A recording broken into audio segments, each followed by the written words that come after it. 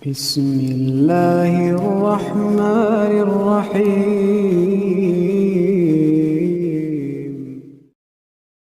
Dari sini kita tahu para ulama membagi tauhid menjadi tiga. Tauhid ar-rububiyah, tauhid al-uluhiyah, dan tauhid al-asma wa sifat. Tauhid al-asma wa sifat. Dan banyak orang-orang tidak suka pembagian ini. Ya. Mereka mengatakan, kenapa itu orang-orang salafi membagi tauhid menjadi tiga, rububiyah, uluhiyah, asma wa sifat, ya. Kita katakan bagian ini hanya sekedar untuk memudahkan memahami. Tidak harus bagi tiga, bagi dua juga boleh, bagi empat juga boleh, bagi 10 juga boleh, terserah. Yang penting pemahamannya benar. Pemahamannya apa? Benar. Ya. Sampai ada buku tulisannya, buku ditulis Ahlul Bidah, ya. Judulnya apa namanya? Bahwasanya pembagian tauhid menjadi tiga sama seperti trinitasnya Nasrani. Subhanallah. Apakah gara-gara nomor 3, angka 3 kemudian dikatakan seperti trinitas? Padahal enggak nyambung.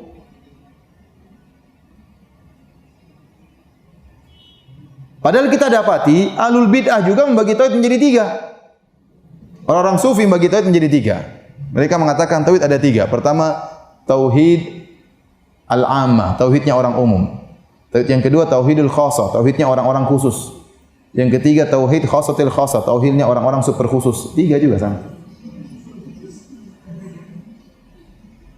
Kemudian orang Asy'ariyah juga membagi tauhid menjadi tiga. Ya. Kata mereka tauhiduz zat, tauhidul af'al, tauhidus sifat. Sama tiga, dalam hukum mereka juga ada. Sama tiga. Jadi apakah semua yang terbagi menjadi tiga kemudian sama dengan trinitas? Jawabannya tidak. Tidak ada hubungannya. Ya. Trinitas hakikatnya lain, ini hakikatnya lain. Kenapa mau disamakan? Dan saya katakan tidak harus bagi tiga. Bagi 4 juga nggak jadi masalah. Ya. Bagi 5 juga jadi masalah. Yang penting kontennya benar. Yang penting kontennya benar. Baik, hadirin hadirat yang dirahmati Allah Subhanahu wa taala, ya. Sebenarnya pembagian tauhid menjadi tiga ini dalam rangka untuk menyatukan kembali. Sebenarnya tidak perlu pembagian tauhid menjadi satu, menjadi 2 atau 3. Sebenarnya tidak perlu. Kenapa terjadi pembagian? Karena ada kesalahpahaman tentang pemahaman tauhid. Orang salah paham tentang tauhid, maka perlu dibagi dalam rangka untuk diperbaiki. Perlu dibagi dalam rangka untuk diperbaiki. Saya contohkan, ya. Allah berfirman dalam surat Yusuf ayat 106. Kata Allah, "Wa ma yu'minu aktsaruhum billahi illa wa hum musyrikun." Wa ma yu'minu aktsaruhum billahi illa wa hum musyrikun.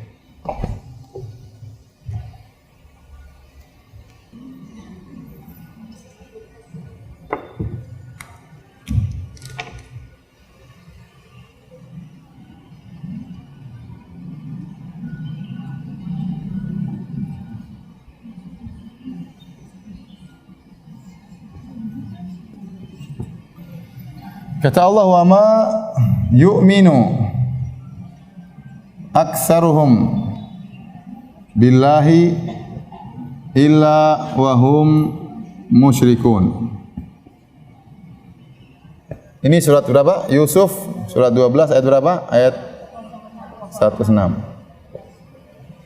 Artinya, dan tidaklah kebanyakan mereka beriman, wa ma yu'minu, tidaklah kebanyakan mereka beriman kepada Allah kecuali mereka berbuat syirik.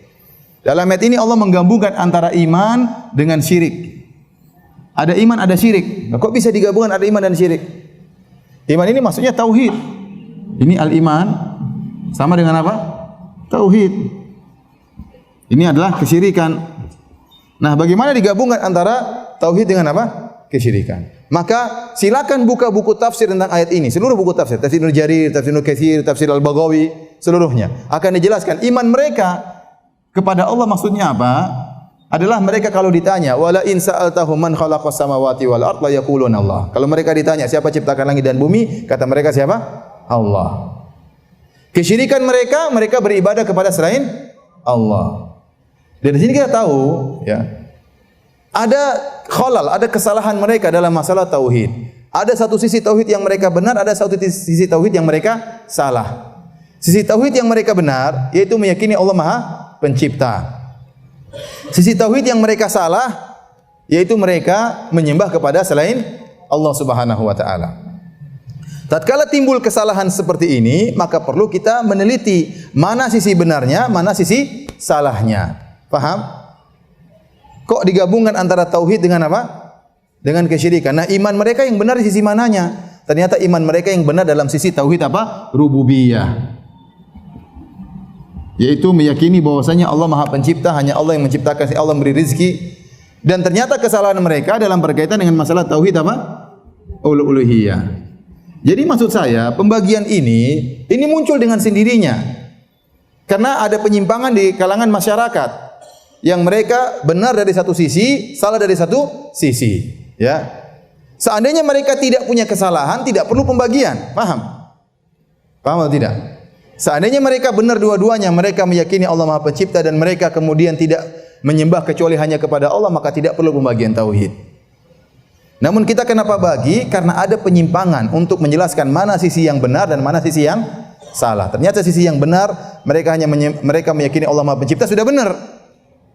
Yang salah mereka berdoa juga kepada selain Allah. Nah, ini yang disalahkan. Salahnya ini namanya tauhid uluhiyah. Kemudian kenapa kita perlu lagi masalah tauhid asma sifat? Karena banyak penyimpangan dalam tauhid asma sifat. Orang-orang meyakini Allah tidak punya sifat, orang-orang mengatakan Al-Qur'an itu makhluk, maka perlu dibahas untuk dalam rangka untuk pembenaran. Jadi pembagian ini bukan tujuan utama, ini hanya sekedar sarana untuk belajar. Bisa dipahami? Antum tidak bagi, kok enggak jadi masalah? Enggak jadi masalah, enggak usah dibagi. Yang penting ente bilang kamu enggak boleh nyembah kepada selain Allah, enggak boleh berdoa kepada selain Allah, enggak boleh minta kepada penghuni kubur. Berarti tauhidmu enggak beres. Kok tauhid saya tidak beres? Ya itu tidak beres. Saya kan meyakini Allah Pencipta. Yang itu beres, yang ini enggak beres. Paham? Apa saya juga musyrik? Iya, kau musyrik. Oh, dalam kau meyakini Allah Maha Pencipta, kau tidak musyrik. Dalam hal ini kau musyrik. Ya, ini namanya uluhiyah, itu namanya rububiyah. Kalau dia enggak mau pakai nama-nama enggak jadi masalah. Ini saya ingatkan cuma hanya sekedar apa? Sarana. Bisa dipahami? Bisa atau tidak? Benar Bapak-bapak? Benar ya? Paham? Baik. Kalau sudah saya hapus. Sudah ya?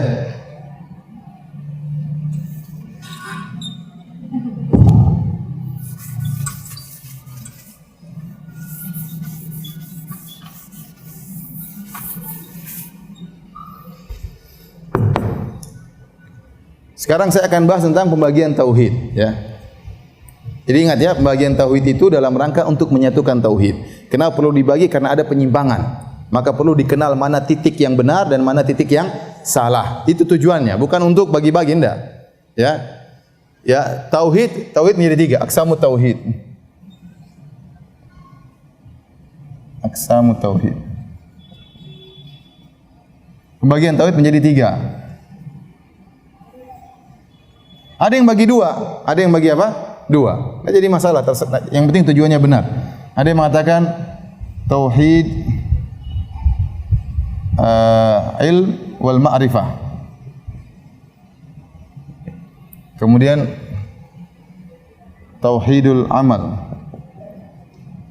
wa talab. Ada sebagian ulama bagi tauhid menjadi tiga. Dia mengatakan tauhid ilm wal ma'rifah artinya kau harus mentauhidkan ilmumu tentang Allah dan ma'rifahmu terhadap Allah. Ini berkaitan tentang zat Allah. Yang tauhidul amal wa talab artinya engkau harus mengesahkan amalmu kepada Allah Subhanahu wa taala. Yang dimaksud dengan tauhid al-ma'rifah ada dua model. Ada tauhid al-asma wa sifat. Kemudian ada tauhid ar-rububiyah. Kalau yang ini dikenal juga dengan tauhid al-uluhiyah. Baik ya. Saya jelaskan secara sederhana. Intinya ada yang bagi tauhid menjadi dua. Ternyata dalam bagian tersebut ini pun bisa dibagi menjadi dua. Tauhid al-asma wa sifat dan tauhid apa? Ar-rububiyah. Apa maksudnya tauhid al-asma wa sifat? Maksudnya kita meyakini Allah memiliki sifat-sifat yang maha, seluruhnya maha.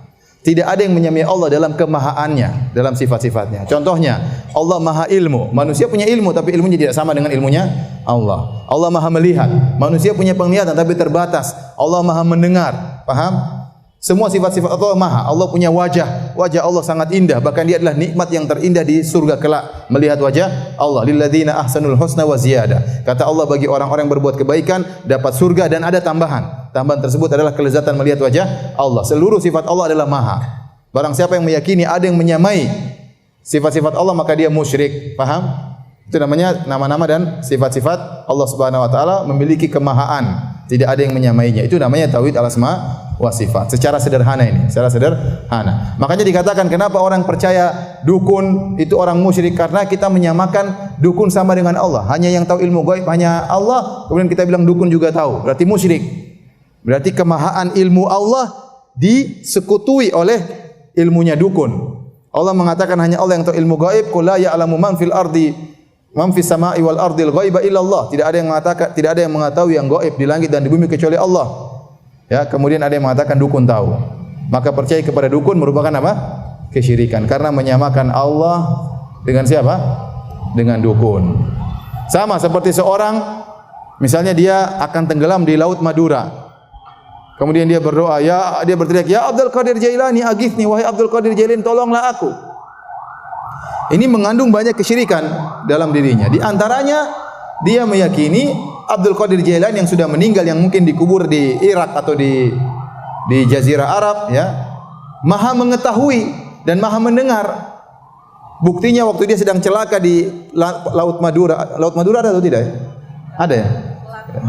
Selat Madura, bukan Laut Madura. Contohnya dia akan celaka di Selat Madura, ternyata ini mayat Abdul Qadir Jailani rahimahullah, ulama besar, Maha mendengar. Buktinya mendengar. Kalau dia tidak meyakini Maha mendengar, kenapa dia teriak, "Wahai Abdul Qadir, tolong saya"?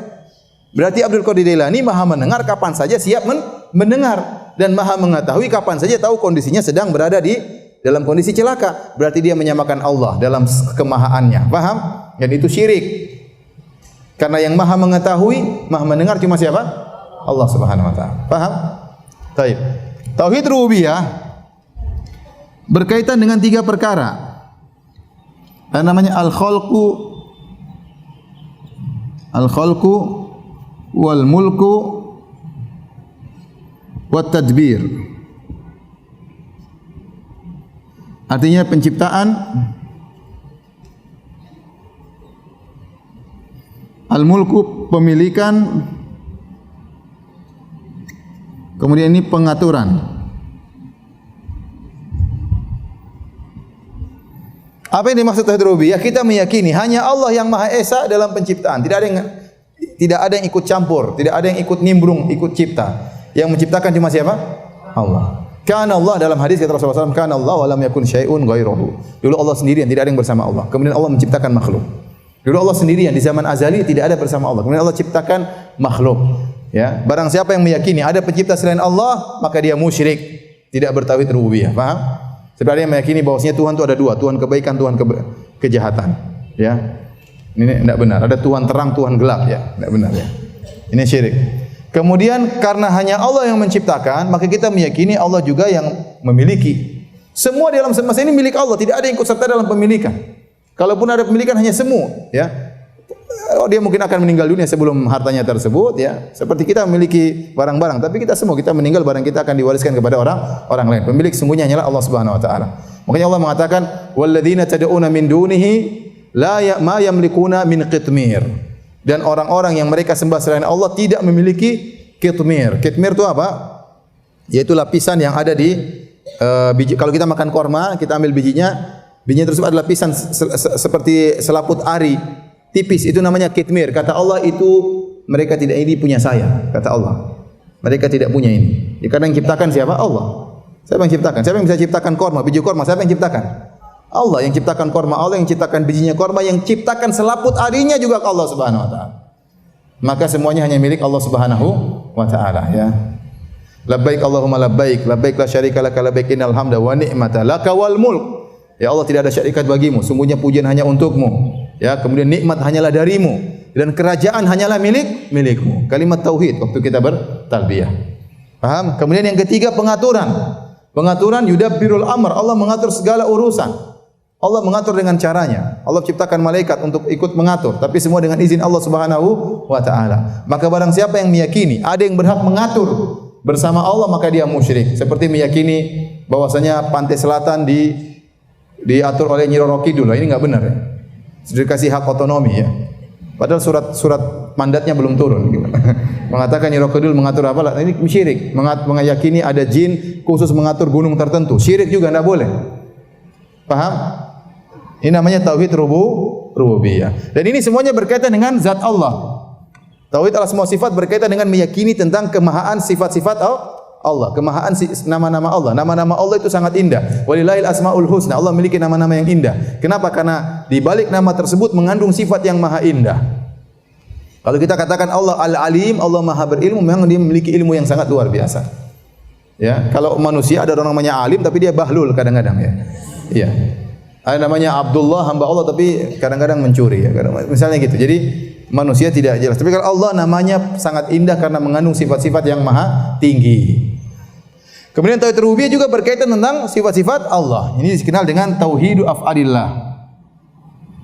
Tauhid apa? Af'alillah. Mentauhidkan perbuatan-perbuatan Allah. Jadi hanya di antara perbuatan Allah mencipta, memiliki, mengatur, paham? Menghidupkan, dan tadbir ini banyak. Pengaturan seperti apa? Mematikan, al-ihya, al-imata. Contohnya ar-razq. Ini namanya pengaturan, menghidupkan, mematikan, memberi rizki dan selain-lainnya. Ini semua yang melakukan hanyalah siapa? Allah Subhanahu wa taala. Ini semua dikatakan dengan tauhid af'alillah, mengesahkan perbuatan-perbuatan Allah, hanya Allah sendiri yang melakukannya, tidak ada yang lainnya. Paham? Yang terakhir tauhid al-uluhiyah, dikenal juga tauhid af'alil ibad. Kalau ini perbuatan-perbuatan Allah, kalau ini perbuatan-perbuatan apa? Hamba. Di antara perbuatan-perbuatan hamba seperti apa? As-sujud, ad-du'a, az-zabah, sujud, doa, salat, misalnya tawakal dan seluruhnya, ar-roja, al-khauf. Ini masjid baunya enak ya? Memang kan? Hah? Dari tadi sejak saya datang baunya enak ya? Parfumnya spesial ya? Bukan, antum juga cium kan? Sama ya? Masya Allah. Saya baru tahu ada masjid parfumnya seperti ini. Ini berkaitan dengan tauhid uluhiyah, berkaitan dengan perbuatan-perbuatan hamba. Perbuatan hamba di antaranya amal ibadah seperti sujud, doa, menyembelih, salat, tawakal, berharap, takut. Ini semuanya hanya untuk Allah Subhanahu wa taala. Yang namanya tauhid uluhiyah, tauhid uluhiyah, topik pembahasannya pada perbuatan hamba. Paham? Tauhid al-asma wa sifat, tauhid al-ilmi wal ma'rifah, artinya tauhid tentang ilmu terhadap Allah, ma'rifah terhadap Allah. Maka pembahasannya berkaitan dengan zat Allah. Tauhid al-asma wa sifat topiknya tentang zat Allah, bahwasanya zat Allah itu maha seluruhnya, sifat-sifatnya maha. Tauhid rububiyah berkaitan dengan perbuatan Allah. Perbuatannya juga dia maha esa, tidak ada yang menyertainya. Ini topiknya tentang zat Allah. Adapun tauhid al-uluhiyah topiknya tentang perbuatan hamba. Bahwasanya sujud, doa, dzabah, salat dan seluruhnya hanya untuk Allah Subhanahu wa taala. Paham atau tidak? Bapak-bapak? Ibu-ibu? Nanti saya tes, satu orang suruh maju, terangkan ulang. Kalau nggak bisa, saya nggak bisa lanjut. Ulang lagi nanti besok pengajian sama. Hah? Bahas sendiri nggak apa-apa. Saya pingin tes nanti bapak-bapak, ibu nggak enak. Bapak aja nanti. Bapak siap, perhatikan baik-baik ya. Nanti saya akan tunjuk satu orang maju terangkan seperti ini. Ya, siap ya? Yang tua-tua jangan khawatir, yang muda-muda yang saya tunjuk. Paham? Paham? Taib. Sekarang ada sebagian orang yang bagi tauhid jenis yang keempat. Namanya tauhid al-hakimiyah. Ada yang keempat kata mereka. Yang keempat ini kan satu, kemudian apa? Dua, kemudian apa? Tiga. Yang sering kita kenal tauhid asma wa sifat, tauhid rububiyah, kemudian tauhid apa? Al-uluhiyah. Ada yang membagi tauhid ar-rububiyah yang nomor 4. 4 tauhid al-hakimiyah. Al-hakimiyah.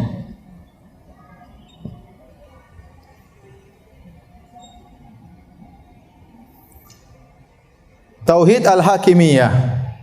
Maksudnya apa? Hukum hanyalah milik Allah Subhanahu wa taala. Hukum hanyalah milik Allah Subhanahu wa taala. Ini orang tersimpang dalam nanti kita bahas. Ini nanti pada bab ke-6 kita bahas khusus tentang masalah ini. Sekarang masih muqaddimah ya. Nanti bab ke-6 insyaallah kita akan bahas masalah ini. Maksudnya apa? La hukma illa lillah. Tidak ada hukum kecuali milik Allah Subhanahu wa taala. Secara kontennya benar. Hukum itu hanya milik siapa? Allah Subhanahu wa taala. Tetapi kenapa harus dibuat bagian keempat secara khusus? Kenapa? Sebenarnya tidak perlu.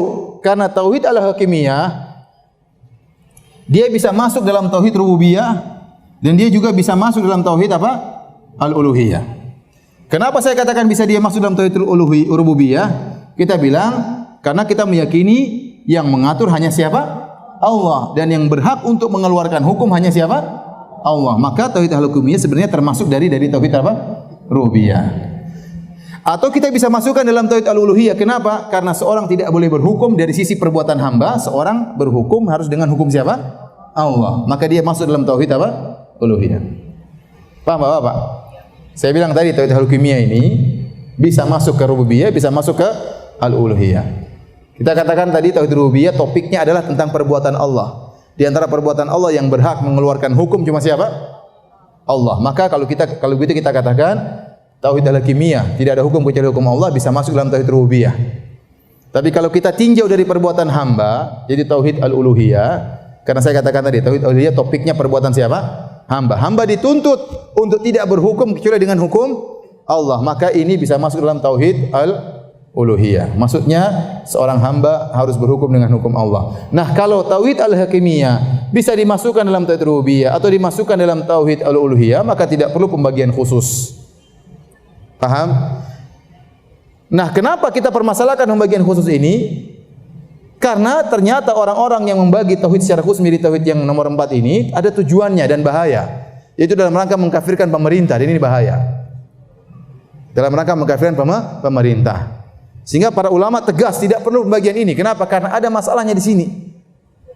Sehingga mereka menganggap kalau ada yang berhukum tidak selain hukum Allah langsung kafir, musyrik. Bahkan mereka mengatakan ini lebih penting daripada tauhid yang lainnya. Benar, saya akan nukil dalam bab yang ke-6, bukan sekarang. Dia mengatakan bahasa ini lebih penting daripada yang lainnya. Maka muncullah sebagian orang yang kemudian ngebom sana, ngebom sini, dan itu terjadi. Pembahasannya masalah ini. Saya masih ingat awal-awal dahulu ada seorang ustadz yang menulis tentang masalah tauhid rububiyah. Kemudian dia konsentrasi ke sini. Awal-awal, lama-lama kemudian dia mengkafirkan pemerintah. Lama-lama kemudian murid-muridnya ngebom sana sini. Hasil dari masalah ini. Salah paham tentang masalah tauhid al-hakimiyah. Paham Bapak dan Ibu? Paham? Siap dimaju? Kalau paham, silakan catat ya. Silakan catat, kalau bertanya saya persilakan. Sekarang zaman sekarang orang tidak perlu catat, tinggal foto, cerek, selesai. Silakan difoto, di-share nanti.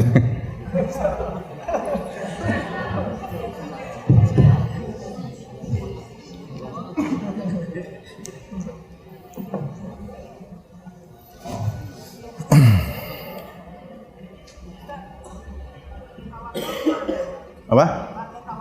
Kenapa? Bertawakal menyerahkan segala urusan kepadamu. Ada roja, ada khauf. Tawakal, roja, khauf. Baik, ibu dan bapak yang dirahmati Allah Subhanahu wa taala. Kalau ada orang yang mengatakan, "Ustaz, kenapa Anda bagi tauhid menjadi 3?" Nabi tidak pernah bagi tauhid menjadi 3. Kita bilang enggak usah dibagi juga enggak apa-apa. Ini cuma sekedar untuk apa? Metode. Sama Nabi SAW tidak pernah bagi hukum fikih menjadi 5. Ada haram, ada makruh, ada mubah, ada sunnah, ada wajib. Ini enggak pernah Nabi bilang demikian.